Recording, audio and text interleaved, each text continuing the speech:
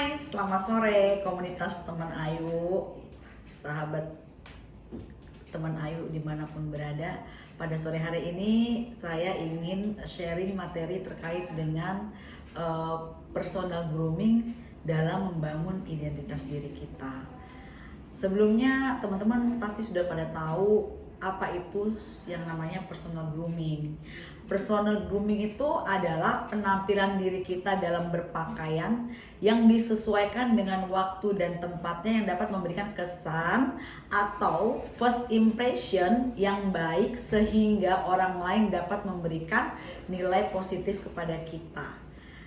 Nah, first impression itu bisa kita ciptakan.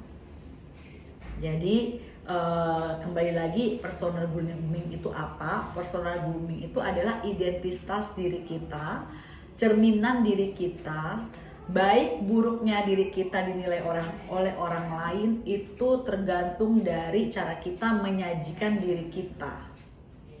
Bagaimana penampilan kita pada saat awal kita bertemu dengan rekan kerja, sahabat, teman, rekan bisnis, dan lain-lain. Nah, itu tergantung bagaimana kita mempresentasikan diri kita pada saat pertama kali kita bertemu. Itulah yang disebut dengan grooming atau personal grooming. Apa aja sih yang mencakup personal grooming itu? Itu ada kesan pertama, kemudian etika, etiket, dan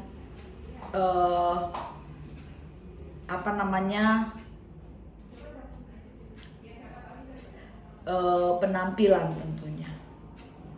Nah, kalau kita berbicara mengenai kesan pertama itu dilihat dari apa aja? Kesan pertama itu dilihat dari penampilan. Penampilan itu kan mulai dari atas sampai ke bawah ya. Dari rambut, pakaian, kemudian pandangan mata, ekspresi wajah, senyum, jabatan tangan atau enggak, sikap tubuh. Sikap tubuh tuh kalau ketemu orang kan kita nggak boleh berlele-lele atau bersandar-sandar. Sikap kita harus tegak, bersandar, dan intonasi suara juga harus diperhatikan. Kemudian etiket dan etika. Kalau kita bicara etika dan etika, ada bedanya enggak? Nah, etika itu terkait dengan moral, etiket itu adalah terkait dengan sopan santun. Nah, kalau kita berbicara sopan santun, yang paling sering diterapkan dalam kehidupan sehari-hari adalah konsep 5S. Apa itu 5S? Senyum, salam, sapa, sopan, dan santun. Itu yang paling kita sering temui dan sering kali dilakukan dalam aktivitas kita sehari-hari, terlebih bagi teman-teman yang berprofesi sebagai staf atau karyawan yang melayani publik. Kemudian ketika kita berbicara penampilan itu yang menarik seperti apa sih? Nah, mulai dari diri sendiri dulu gitu. Misalnya dari kebersihan diri kita. Apakah kita sudah mandi? Minimal 2 kali sehari, kalau 3 kali sehari kan lebih bagus. Kemudian apakah gigi kita sudah disikat atau belum? Nah, kan sikat gigi juga wajib. Itu untuk kebersihan gigi, supaya kalau senyum kita smile-nya yang bagus gitu kan. Smile-nya giginya putih, sehat, berseri. Nah, kemudian rambut juga harus rapi. Pakaian bersih, rapi, dicuci, dan wajib disetrika. Jangan sampai udah dicuci tapi nggak disetrika bajunya. Kalau kerja kelihatan kusam atau lecek. Parfum, kalau parfum itu kan selera, jadi disesuaikan dengan selera teman-teman semua. Baik itu mau yang strong, wanginya, soft atau sweet, tergantung dari selera teman-teman semuanya. Nah, make up kan biasanya kalau kita beraktivitas sehari-hari dipastikan make upnya tidak luntur. Make up yang sederhana. Nanti ada sesi juga yang akan saya perdalam terkait dengan penggunaan make up sehari-hari yang simple dan elegan. Kemudian Postur tubuh itu kita harus tegak, jadi nggak boleh ke kiri, ke kanan, depan, belakang. Nah, pastikan postur tubuhnya tuh tegak. Nah, kemudian kita harus banyak senyum. Senyum itu penting. Jadi apapun suasana hati kita, bagaimanapun kitanya, senyum itu adalah wajib. Nah, terakhir paling bawah itu ada sepatu. Sepatu juga harus bersih, terawat, mengkilap, yaitu disemir supaya mengkilat. Jangan sampai sepatunya kusam dari atas sampai bawah udah oke, ternyata pas dilihat bawahnya kusam. Ternyata sepatunya ada bekas lumpur dan lain-lain. Nah, itu kan juga tidak good looking atau nggak baik untuk dilihat. Nah, kemudian sikap. Ada 5 sikap sederhana yang selalu kita perhatikan ketika kita berbicara personal grooming. Yang pertama adalah disiplin. Disiplin itu wajib, ya kan? Kedua, berani mengakui kesalahan. Artinya ketika kita melakukan kesalahan, kita harus berani mengakui kesalahan itu dan siap untuk memperbaikinya. Nah, tidak gengsi meminta maaf, itu yang ketiga. Artinya ketika kita melakukan kesalahan, kita mengakui dan kita juga wajib mengucapkan maaf. Sehingga setelah kata maaf diucapkan, kita juga segera mungkin untuk melakukan introspeksi dan upaya-upaya perbaikan terhadap kesalahan yang kita lakukan. Keempat, yaitu menghargai satu sama lain. Bagaimana kita menghargai satu sama lain itu antara lain kita menghargai teman sekerja, sahabat, keluarga, dan lain-lainnya. Bagaimana kita bisa saling menghargai bahwa setiap orang itu punya kelebihan dan kekurangan dan bisa harus kita terima. Yang kelima itu adalah bertanggung jawab penuh terhadap amanah yang diamanahkan kepadamu. Misalnya dalam teman-teman dipercaya sebagai ketua yayasan, ketua pemuda, atau mungkin di dunia kerja dipercaya untuk mengemban sebuah tugas atau tanggung jawab dan jabatan tertentu. Nah, teman-teman wajib untuk menjalankan dan bertanggung jawab penuh terhadap amanah yang diberikan. Kemudian kalau kita berbicara apa saja sih yang diperhatikan pada saat kita bertemu pertama kali dengan baik itu rekan kerja, rekan bisnis, teman, sahabat maupun yang sejawat. Nah, itu apa aja sih sebenarnya yang diperhatikan? Yang pertama itu kita bisa melihat bahwa teman-teman itu merupakan pribadi yang percaya diri atau enggak. Kemudian pribadi yang ternyata yang kita temui itu adalah seseorang yang mempunyai kesan berwibawa atau leader, atau dia adalah pribadi yang tenang maupun pribadi yang ramah dan easygoing. Nah, itu kita bisa melihat pada saat kita bertemu pertama kali, tergantung bagaimana mereka mempresentasikan dirinya. Nah, apa aja sih kira-kira kita ngelihat seseorang tuh bisa dikatakan pribadi yang percaya diri, pribadi yang berwibawa, kemudian pribadi yang tenang, atau pribadi yang ramah dan easygoing. Nah, kalau kita melihat seseorang dikatakan sebagai pribadi yang percaya diri, itu kita bisa melihat dari postur tubuh pada saat dia berbicara kepada kita, kepada lawan bicara. Nah, biasanya dia postur tubuhnya adalah tegap dan mantap, kontak mata mantap, jadi nggak malu-malu, dia bicaranya dengan yakin. Kemudian senyuman yang elegan dan raut wajahnya tenang, serta bahasa tubuh lebih terbuka. Nah, itu biasanya orang-orang yang percaya dirinya tinggi. Kemudian bagaimana kita melihat bahwa seseorang itu adalah seorang leader yang penuh wibawa. Nah, itu kelihatan. Jadi biasanya kontak matanya terjaga dengan baik pada saat berbicara dengan lawan bicara. Matanya itu menatap kita dengan tegas.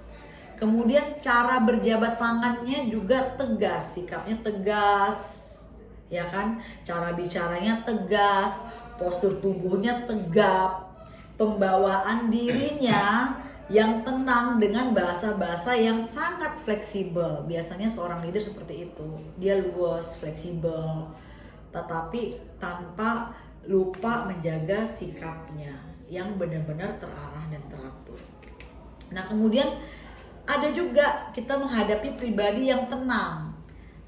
Biasanya pribadi-pribadi yang tenang itu memiliki pengaturan pernafasan yang stabil. Jadi pada saat ngomong itu dia nggak tergesa-gesa, nggak terburu-buru, tarikan nafasnya juga diatur sedemikian rupa sehingga orang-orang yang punya pribadi yang tenang itu kelihatan lebih tenang dan lebih stabil dalam berbicara. Kemudian duduknya menyandar di kursi dan siku menyandar di lengan kursi.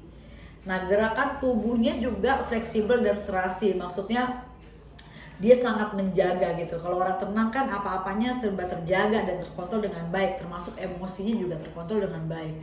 Dan kata-kata yang diucapkan juga benar-benar dipilih kata-kata yang benar-benar tepat pada saat mereka membicarakan sesuatu. Nah, kemudian bagaimana dengan pribadi yang ramah dan easy going? Nah, biasanya mereka adalah pribadi yang murah senyum, kemudian pada saat bicara sama lawan jenis biasanya suka mengangguk-angguk, wajahnya mengangguk-angguk, kemudian sorot matanya menatap dengan lembut, kemudian selalu memperhatikan lawan bicaranya gitu ya, memperhatikan matanya, wajah lawan bicaranya, dan cara berdebat tangannya pun hangat. Misalnya ketika ketemu pertama kali, orang-orang seperti ini biasanya lebih cenderung menyapa duluan. Kemudian apa aja sih tips dan trik untuk cowok misalnya atau pria dalam menetapkan personal grooming mereka? Biasanya kan kalau kita ngelihat dari seorang pria itu adalah pertama dari rambut, kemudian dia rajin mencukur kumis dan brewoknya, itu yang paling penting. Kuku yang kedua, dia rajin memotong kuku, kemudian keramas dengan baik menggunakan sampo, jadi rambutnya selalu wangi, kemudian menggunakan produk-produk styling rambut atau biasanya disebut dengan pomade. Kemudian menggunakan parfum, dimana parfumnya juga wanginya yang enggak kelewatan gitu loh. Maksudnya kadang-kadang bisa parfumnya tuh dia pilih memang aroma-aroma yang ketika kita cium sesaat itu enak aja baunya, jadi nggak yang strong kemudian menyengat ya. Kemudian cowok, nggak cuma perempuan yang merapikan alis, cowok itu juga wajib merapikan alisnya. Kemudian mereka juga punya bulu-bulu seperti bulu hidung itu juga wajib dirapikan. Kemudian nggak cuma wanita yang menggunakan produk-produk pelembab wajah atau kosmetik, tapi pria juga menggunakan produk-produk kosmetik khususnya pelembab wajah yang disesuaikan dengan jenis kulitnya. Kemudian bercukur dengan cara yang tepat, artinya gimana? Pada saat mereka mencukur kumisnya atau